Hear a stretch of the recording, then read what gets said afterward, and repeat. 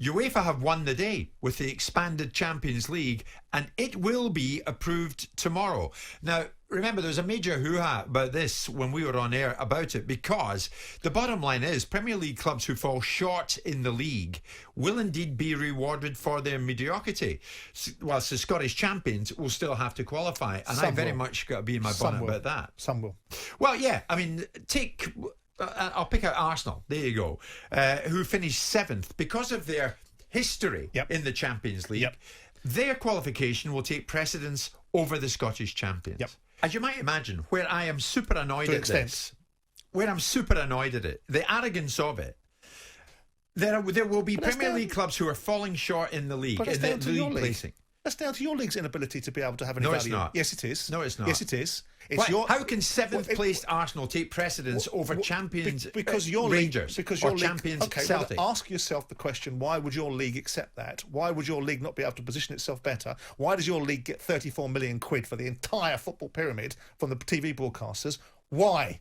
Because, quite frankly, people don't value it in the way that perhaps they should, right?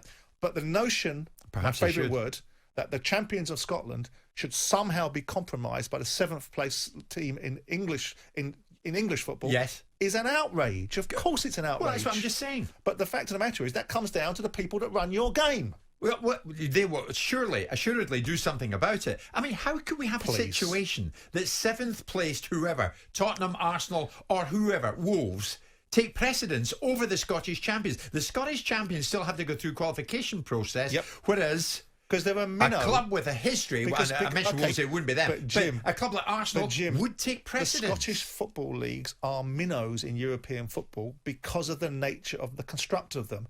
You know, you're talking about even the most skankiest of leagues that have the Belgian league got more money than Scottish leagues. Look at the history of Rangers and Celtic, right, and look at the size of these clubs, and take them out of the Scottish league, and what have you got left? Oh, exactly, next to nothing. And that's the challenge that Scottish football is allowed to happen. The Aberdeens of the world, with due respect to Dave Cormack, the other clubs that have eroded over a period of time, the only two that have stayed, even after Rangers were booted down and come back up again, with any precedence, are Rangers and Celtic. And how do you make an argument for a league on the basis of only two clubs? Take any merit? After the top 4, what have you got in England? After the top 2, what have you got in Spain? Shut up, what nonsense. Look at the nonsense. Liverpool, Manchester United, Manchester City, Arsenal, Chelsea, all of these clubs are huge economic powerhouses that are doing 300 or 400 million quid a year, right, inside a league that's doing 2.8 billion a year. Right, I'll phrase it. Come on now. I'll phrase it in a different way as we hit the break. Do you think it's fair? And I keep on going on about Arsenal. Say Arsenal, 7th placed Arsenal, for example. It's not fair.